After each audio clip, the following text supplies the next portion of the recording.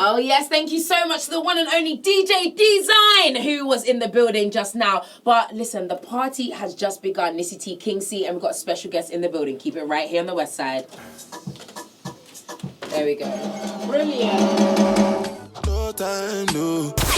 Westside. Oh, yes, that is how we kickstart the show. That one was the sounds of the one and the only Dave with Burna Boy with Location. And, of course, we had a little bit of Wiley, Stefflon Don, Champal with Boasty. And, of course, there's a feature on there as well by someone who, initially, when I heard this track, I was like, where is this even coming from? The one and only Idris Elba. Yes. Oh, my goodness. Okay, so first off, before anything even happens, right, of course, you're locked in to Let's Get Deeper After Dark here on the Westside with your girl, Nissy Tee, and the one and only King.cxee.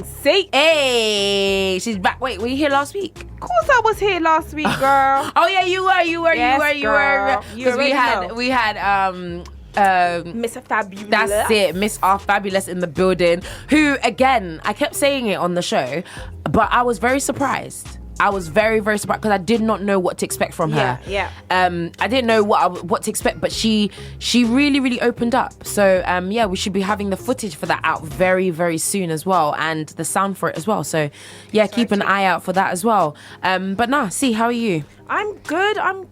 How are you? I'm really good, Bank holiday, Monday. Even though bank holiday, yeah, but I didn't really. No, I know what you mean. I freelance, so it doesn't really feel like a bank holiday. Life, Self-employed life, So I know what you mean, but you can still enjoy it. Bank holiday. Yeah, last time I did, and I paid for it because I had. Oh my gosh, it's so bad. But I had a video, so content. So anyone that knows, so freelancing, I do content creation for brands, for whatever, and I work with different clients. This was a big client, a well-paying client, and I was like, oh, last bank holiday, because it was like sunny and there was a barbecue. It's like, oh, it's okay, it's bank holiday, it's fine. I'm gonna just, let me just give myself some time to relax, and then tomorrow morning, as in Tuesday morning, even though the thing was due. Don't tell me it's due on Tuesday. It was due like on the Sunday when I should have really sent it, but I stretched it a little bit because obviously I knew it was bank holiday. I was like, no one's going to respond to anything. Best believe that Tuesday, everything that could possibly go wrong went wrong. My laptop stopped working. My laptop kept crashing. The program that I was using wasn't working. Nothing was going right. And I was and then my management were on my case and were like, oh, where's the content? Where's the content? The client's asking me for it. It was the worst. But that's what happens when you act like a mew. That's what happens when you get gassed and like, bank holiday, yeah. That's what happens. You would never do that again, I'm sure. Cecilia, you know me, I'm not really somebody that's like, I get anxiety, but Cecilia, I had anxiety. Oh, dear. The real definition. So we do not want to have that. We do not want that. We don't want that. We don't want that. Not at all. We do not want that. Not at all. But something that we didn't get to speak about last week, which was actually quite upsetting. Not necessarily upsetting, but yeah, we should have spoken about it. Idris Elba getting married. Yes. Yeah, you were the one that was actually like the first person that posted about it because no one knew. You know why? How? You know why? Let me tell you that I'm the plug. Right. Do you know who I am? Listen, tell everyone who I am. Okay, go on. You see me, I'm detective. Okay, so how did you find out? So listen, is this guy that moved to me a long time ago? I'm so finished. AKA, tried to talk to her and tried to make her his woman. My woman. Just make me his woman. But listen. So anyway, on his snap, he just blatantly said, do not snap my wedding. But on his snap, he was going to Morocco, and I was thinking, Morocco? Right. Then I swear I saw Idris in the background. So I said, hey. No. I messaged him. I said, is that Idris at the back? Yeah. He was like, yeah. And I was like, why are you Idris? He was like, oh, he's getting married, but he can't tell no one. I said, listen, you need to snap me that wedding. Yeah. He snapped me the wedding. They were wearing the first part. I can say this now because it's probably gonna come out now. We've seen what she wore anyway. But I don't know if you saw the part. They're wearing African clothes. No. We got an exclusive. No. Everybody say what? They're wearing African. Ankara, yeah. Like, I think the day before the wedding, they was wearing this African print, and they're both matching. And if I can remember clearly, the colours were like green. Girl, why didn't you take screenshots? I didn't want to be like, You know, he trusted me. If I could just, true. Yeah. you know what I mean? I don't want to get blocked. Like, this is my plug. Like, I was like, listen, UK Gossip TV ain't got nothing on me. What's good? Oh, so, mad. yeah, so I saw that part. And then I saw the part where he was waking up in the morning. I was like, snap everything. He's like, I can't snap because if they see me, they might kick me. Security would take my phone. Yeah. So he didn't snap the ceremony. I didn't see the ceremony at all. But then I saw her second dress. I didn't even see the wedding. Do you know when she posted her wedding dress? I didn't see that. But I saw the second dress. Like, it was like the little V-neck that she posted. Anyway. Yeah. Such a beautiful. I saw that. Wait, that's not her actual wedding dress? No, she had two. She got changed. Okay, girl. So yeah, so that's what I was like. Oh my gosh, I'm at Idris's wedding. I'm basically there. I was like, you're like out here. Move your phone a little bit. I was like, oh, thank you. You was my plug, man. That is so dope. Well, Idris, listen, if you're listening, please don't sue us for taking your, like, seeing your wedding beforehand, but just know it's all in the sake of love. We're just so happy to see you happy and married, you know, so please, you know, don't do that. But no, listen, that's absolutely amazing. But of course, we're here until 12 a.m. We've got so much on the show today. We've got music, of course, some of the best conversation, and we actually have a very special guest in the building as well. So as some of you guys probably know, last week, you would know that last month was Sexual Assault Awareness Month. Now, unfortunately, just because of some stuff that had happened, we couldn't get this guest last week. But let me tell you, we've got them now, we've got them today, and this is going to be a real insightful conversation, so don't go anywhere. Westside. Oh my God, Cecilia, hurry up, 5 seconds. I'm gonna tell you on the radio. Oh, you're gonna tell it on the radio, yeah. Cecilia, got all the time. Yes. Westside.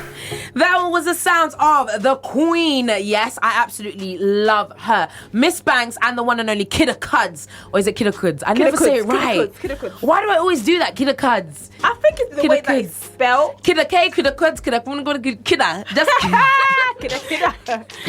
Kidda. A lot of people just say Kidda. Kidda, listen, it's Kidda because you are kidding, Kidda. Oh, Nissy. Can you imagine? Beep. Allegedly. No, but of course that one was their tune, Snack, an absolute banger. Listen, Miss Banks, I absolutely adore her. I have to have a little bit of a fangirl moment because I actually tweeted her and she responded. Yeah. I was just so happy that she responded. I literally said, so random, but Miss Banks is a national treasure and she must be protected by all means necessary. Yeah. And she was like, thank you so much, babe. And I was like, I'm here for all your wins, girl. And she was like, thank you. Yeah. I'm so here for her to win. She's definitely, I feel like Miss Banks is so talented. Yeah, honestly, so talented. I don't know who her management team is. I don't know who's around her, but she needs to be on another level. Really? You don't think her management team is good? I don't think they don't push her enough as Steph's management team, for example. And it's unfair to compare the both. But, I mean, Miss Banks has got talent. But who manages Steph? I think a bit. I'm not too sure. Allegedly.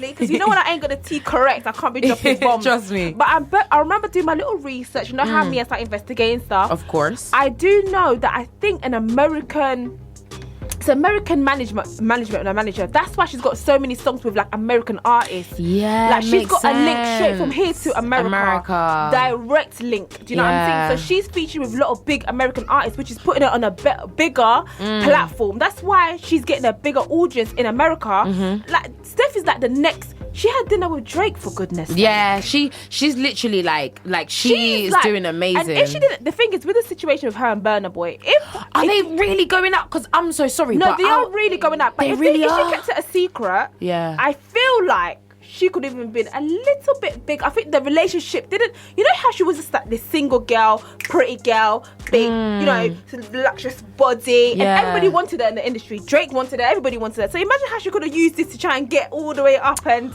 but why does she have to use all of that to get all the way up? It is the industry, bubble. I'm just saying. But I don't make the rules. I just play the game. You are so annoying. I can't deal with you. But don't you think that so many people now are like proper showing off their relationships, which wasn't really the case a few years ago? Like for example, even with Miss Banks, her and her boxer partner, and she came out. Did you see when he had a boxing match and she came out rapping? I was like, yo, Beyonce, Jay-Z, hello. It was lit. Crept as well, and his girl. Everyone's very like open about their relationships, very like love, and I think it's so beautiful because we've had so many experiences of toxic relationships, toxic masculinity for so long. I feel like it's so nice to see, well, from what we see anyway, what looks like healthy relationships. Yeah, which I think is Beyonce and Jay-Z growing up in our it's so true. It was always Beyonce, Jay-Z, Beyonce, We need Jay-Z. something else. You know, but I think sometimes, you know, Victoria Beckham and what's his name? Victoria and David Beckham, Lord have it. mercy. But you know what? Do you think that the fact that Biz Banks is darker skinned than Steph plays a part? I do feel like it plays a part. I do, but then again, who am I to say that it plays a part, eh? Very, very true. Well, listen. I mean, listen, at the end of the day, keep staying locked into the show. If you've got anything to say, make sure you hit us up on the Twitter, Instagram, and on the Facebook. Remember, this is a conversation. It's a dialogue. It's not just about us, okay? But listen, after this, we are going to be introducing our very special guests in the building as well. So you trust me, you do not want to go anywhere. Keep it right here, only on the West Side. West Side. Break it up one time. West Side. West Side. Oh yes, your girls Nissy Tee and King.cxee only here on the West Side. You are locked into Let's Get Deeper After Dark. Listen, I say it every single time. If you've only just locked in, where the hell have you been? But it's okay. I'm going to allow you because you haven't missed out on too much. We've just been chatting away with the one and only King.cxee in the building right now.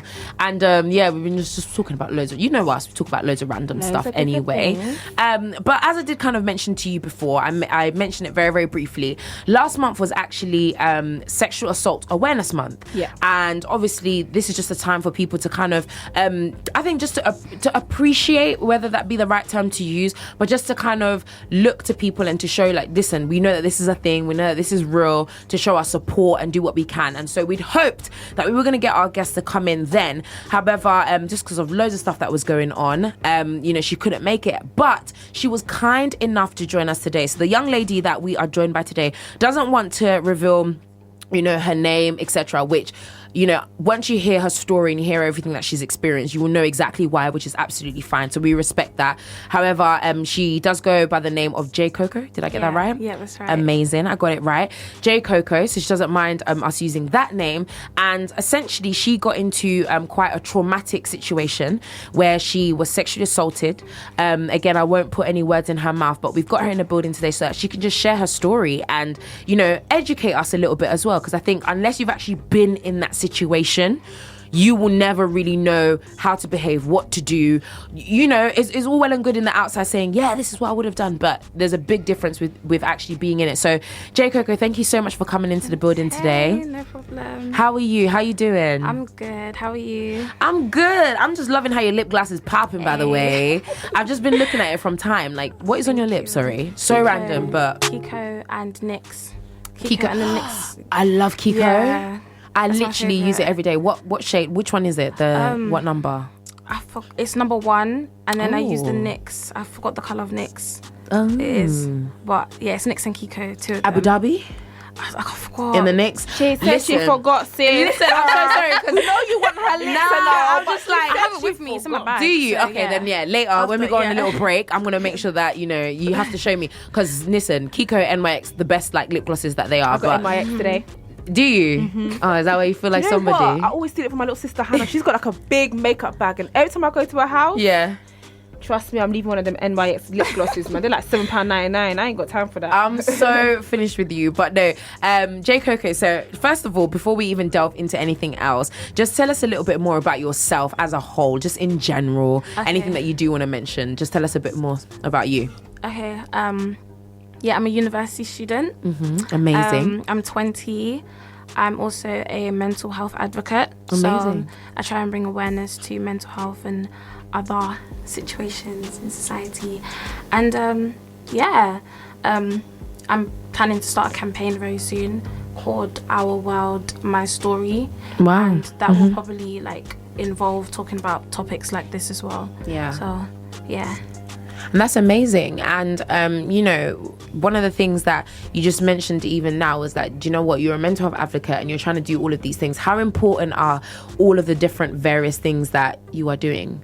I think it's very important because when you go through a situation and you've found a way to come out of it, it's important to support other people who are going through the same thing, because some of this stuff is not easy to go through, and especially if you don't open up about it, it's kind of hard to find help. Some people don't know how to deal with it, so it's important to speak about these topics. So yeah. Yeah, no, most definitely. So let's start right from the beginning, like literally right from the beginning. Okay. Talk us through the lead up to the situation that kind of occurred. Like, how did your day start? Was it just another regular day? What basically happened? And just walk us through the actual process to the actual moment when the incident happened. Okay, so that day in itself was a very, very, well, a few days before that, I had a very, very stressful day. And I kind of had, by the end of the day, I kind of had enough and did something very spontaneous, which was like leave home, and like I was looking for a friend to stay with. So that night I left him around like 11, and I went to stay with one of my girls. Everything was fine. The next day I went to an event, and the event finished around 11. So I called my girl and I asked if she was home, but she was out. And I knew by a certain time my mum would like lock the doors to our house. So now, because I was so far away from home, I had to call like friends to see if anybody would let me stay, because it was like winter, them times it was cold.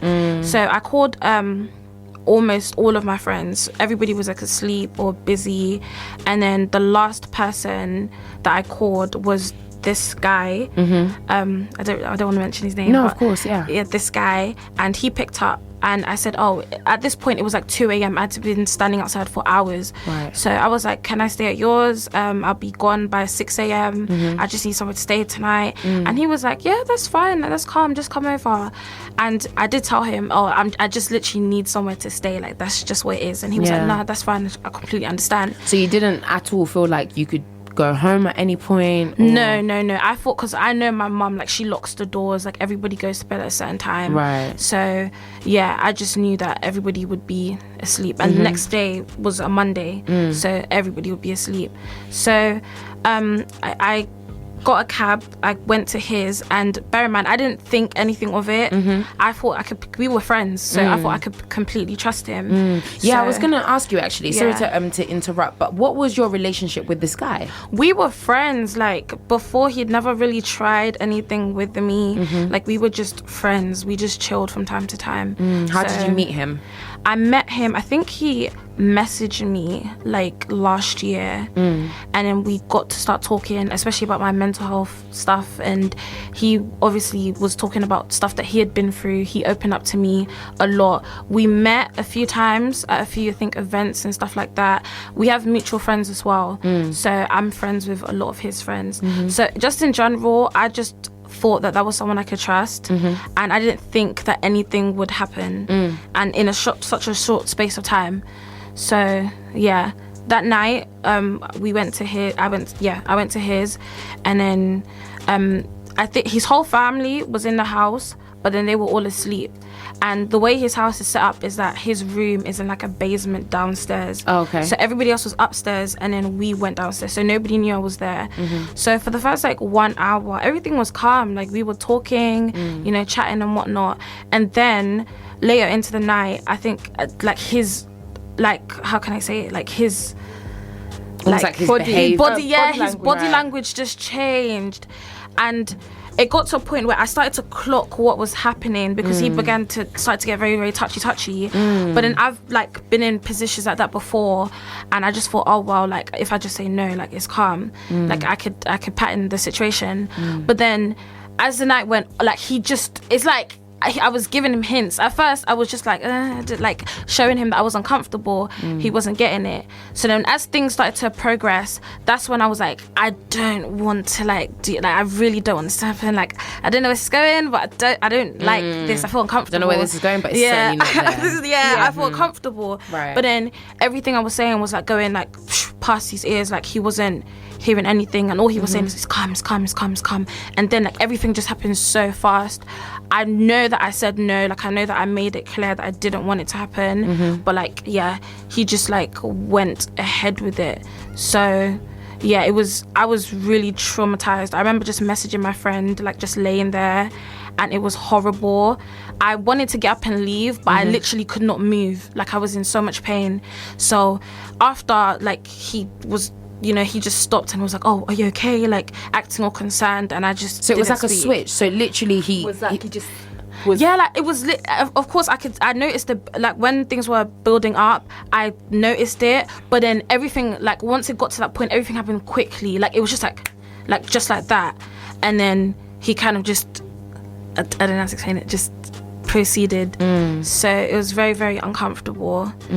So afterwards, the next morning, I was angry, like really, really angry, and I was just like, I'm in so much pain, I'm not walking home. So I told him to order me a cab to get home.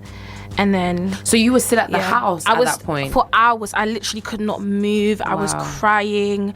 I was literally just throughout the whole night. 2 of my friends were like messaging me back and forth. I had told them what had happened, and they were just like, okay, cool. Like when you feel like you could get up and leave. I think one of them wanted to call the police and stuff like that, but I was just like, no, don't do that. I was also very scared as well. I was just why were you scared? Because it was just like, that's like, how could you just like, why like how did that happen? Like why did this happen? Like it was just so uncomfortable. I just didn't know what to do, and I've never been in a position like that, so my head was literally everywhere. I just wanted to leave. So yeah, the next morning, well, a couple hours later, I left. He messaged me and was asking me like, what's wrong, did I do anything? I kind of just, he was acting. Wait. Okay, so let's be very, very clear, right? And I'm going to make this very, very clear, just so people understand the severity of what we're actually talking about. And I know, obviously, like you said, it's a hard topic to talk about, 100%. But you went to go and see someone who you thought was a friend. Yeah. You went to go and stay with them because obviously you were like, do you know what, Mom's going to lock the door. So listen, you're African, right? Yeah. Where you from? Nigeria. Originally? You're Nigerian. Yeah. I ain't even Nigerian. I'm Congolese, but I know what it is like. I know when you're young and you know you're trying to come home. Just best believe your parents are about to stick it on you. Yeah. So sometimes it's just like let me just stay at friends. That way in the morning it might quieten things down. You now go over to this person's house and essentially, in short, they rape you, right? And they do something. They take advantage of you completely at the fact that you are a friend or whatever. And then straight after that, they then proceed to the next day, the next morning, they order you a cab, fine, but they make it seem like he was confused. Like he was like, what did I do? So I just said it how it was. I was like, I did not want any of that to happen. I made it clear that I didn't want it to happen. You still went on there. He was like, what are you trying to say, that I raped you? Is that what you're trying to say? I've been through this with girls are always trying to say this. And because obviously of what he, like the job that he does, right, explain that just a tiny bit. Obviously you don't have to again reveal who it is, but he's a singer. He's an Afrobeat singer. So he was just like, girls always try to do this. Like, is that what you're trying to say? Is that, and in the moment I was just like, oh my God, like, no, like, I'm pretty sure that this is what happened. And then he started saying, no, but you, I thought this is what you wanted. You was moving like this and you was moving like that. Then I was like, no. It's like, he was basically trying to manipulate the situation. And after that, we had like several conversations, trying to clarify what happened, but he still like stood by, I didn't do anything. And then I think he came back afterwards and then he apologized. He was like, oh, I'm sorry, obviously I didn't mean this, but I should have read your body language, I should have did this and should have done that.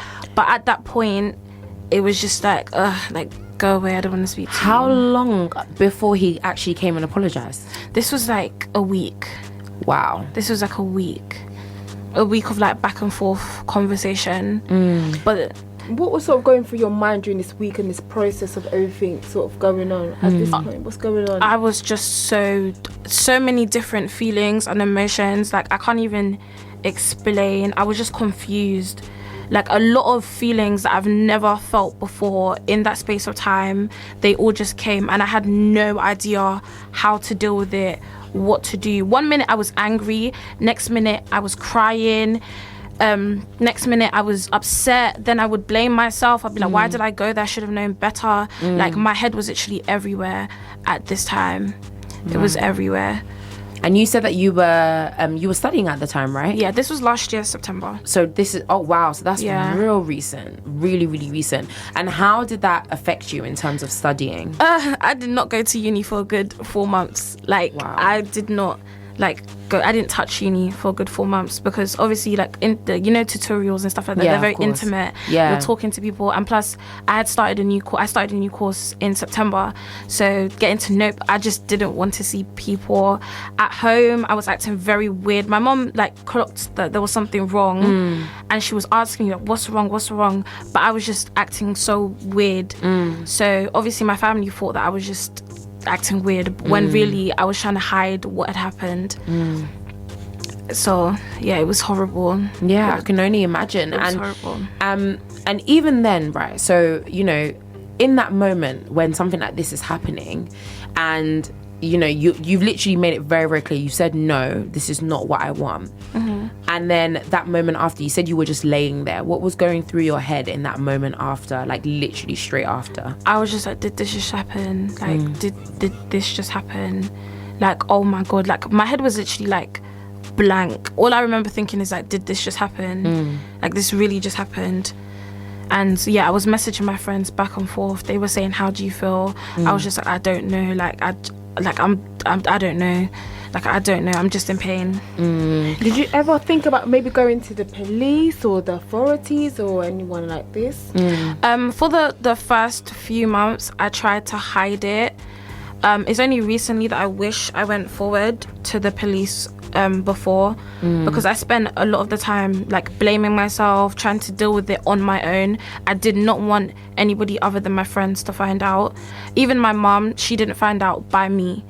She had seen a letter. When I clocked that it was affecting my university, that's when I decided to tell them. And then I think my sister found a letter from the GP, writing to my uni in my room, like in my bag. So it was New Year's Day. She went straight, showed it to my mum, and that's how my mum found out. Like, I didn't tell her or anything. Wow. So. And how did you even deal with that? How do you then have that conversation with your mum to be like, yes, this happened? How does that even it work? was a very difficult conversation. Like, she was, I think, more heartbroken than I was. Like, she was devastated. She was just like, how could this happen and you didn't tell me? Like, who did this? Like, what have you been dealing with it? Like, she was upset. Like, but I think a few days afterwards, she kind of like she was calmer, and then we had a proper conversation, and I told her what had happened that night. And she asked me what I wanted to do next. I let her know, and but even up till now, like, certain family members do not know. Certain friends do not know. So yeah. No, fair enough. Well, listen, there is still so much for us to even go into and to talk about. Again, I just want to say how brave you are, number one, for the fact that you have come on here to share your story and to share your experience, because it's so fresh. I didn't even realize that this was literally last year. I thought this was a few years ago. From what I remember having a conversation with C before, I thought it was a few years ago, but the fact that this is so fresh and you're brave enough to come and speak about it takes so much courage. And I just want to say that to you right now. If there's anything that you've done, even if it's one person that will be touched by the end of today, to make them feel like, you know what, I'm not alone, then you've done your part, you know. So make sure you stay right here only on the West Side. Remember, if you do want to get involved in the show, hit us up on Twitter, Instagram, and on the Facebook. This is Westside. Or you can hit us up, make sure you give us a call, 0208 579 3301. We want to hear from you as well. If you have anything to share, anything to say, please do hit us up. Listen, we've got another tune and we come straight back to the chat. Keep it only on the West Side.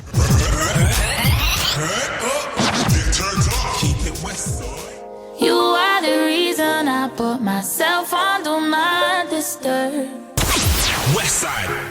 Absolutely love that one. It's such a banger. That one's Malia with Do Not Disturb. You're locked into the wickedy Westside with your girls Nissy Tee, King.cxee, and we have a very special guest in the building today. She goes by Jaycoko. Hey. How are you doing? I'm good. Listen, Jaycoko is so beautiful and so fine, and her lip gloss is popping. Thank you. Okay, all good things. And so we've been having somewhat of a tough conversation. I'll definitely say a really, really tough one. And I'll say it again and again, just so that you know, like, I respect you so much for the fact that you even were like, do you know what, I'm gonna come and share my story, because it's something really, really difficult to talk about. So last month was Sexual Assault Awareness Month, and so we're kind of, taking it into this month as well.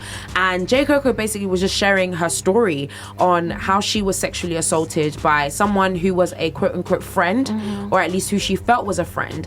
One of the things that I do want you to clarify as well is just in that moment, in that time when obviously all of this stuff was going on, did you feel that not that you wouldn't have anyway, but did you put up a fight? Was it like a case of he could literally blatantly tell, like, oh my, like, clearly there's something wrong, or was it just a case of, because you always hear stories of people that are so afraid that they just can't, they freeze. It's like a deer in headlights. Like, what do you do? Because you never expect something like that. What was the situation with yourself In like the lead up to it, I was making it very, very clear physically. I was like pushing him away. I was like doing all the things, like just trying to like keep distance between us. But then he kept on coming closer. And I was in a very bad position, like physically on the bed. So that's when I think he came on top. And at that, because he's a man, he's bigger than me. Right. And at this point, I kind of just like froze. But I was making it clear. I was like, no, I don't understand. And like, stop. And he was just like, it's calm. Like, don't worry, it's calm.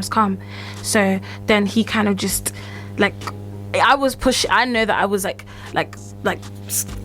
squeezing him, like pushing him, like doing everything to try and. But he wasn't fazed by any of that. So then when he finally put it in and stuff, like he just went on, and that's when I just kind of like it was. I was just like, ugh, like I just kind of stopped moving completely, and then I was just like that for a while, and then he stopped, and that's when he was like, oh, what's wrong? Are you okay? And then you know what, he sounds really delusional, like he sounds really sick in the head, and like that's like the nicest way that I can put it. He sounds like he's so sick in the head. Who the hell I'm starting to get irritated. I want to find him. Just let's just have a chat. How about we just have? I just want to speak to you. I just want to have a chat. It's really frustrating hearing stuff like this. Really, really frustrating. And you even said, you went through long periods where you were beating yourself up, and you were kind of like thinking it was my fault. What made you think that it was your fault? Because I was like, why was I there in the first place? Like, I should have just, I don't know, stayed out, like gone home. Like I should have, even though he was a friend, so I would have never have thought that anything like that would have happened. Right. But my mum has told me, like, don't trust people, like be careful and stuff like that. So I should have just found another alternative. But then when I look back now, it was very cold, it was dark where I was, it was late, like 2 a.m. in the morning. So that was kind of like my only option, or the only thing I could think of doing in the time. So yeah. I'm just wondering, right, with this guy, obviously you said that you were friends before and you had conversations. Did he ever give off any kind of, whether it be something very toxic or something weird, did he ever give off any weird vibes, or he ever said anything to you that made you think like, that doesn't sound, that's a bit suspect? Not at all. Like, not at all. He seemed very calm. He seemed very genuine, very nice. We have mutual friends as well. So like I was just like, oh well, he's cool, like he knows my girl, so, and I never had anything bad about him. Even like on social media now, like I've just never heard anything bad about him. People are always like, you're such a good person, and like he has a lot of fans. So yeah. Fans doesn't necessarily mean they know who you really are underneath all of that. And when he did apologize and he came to you a week later and was like, listen, I'm so sorry, did you accept his apology? I didn't accept his apology until I would say like a few weeks ago, because since then he has consistently been like apologizing consistently, been saying anything. So I was just like, listen, it happened in the past, whatever, but I'm not going to forget.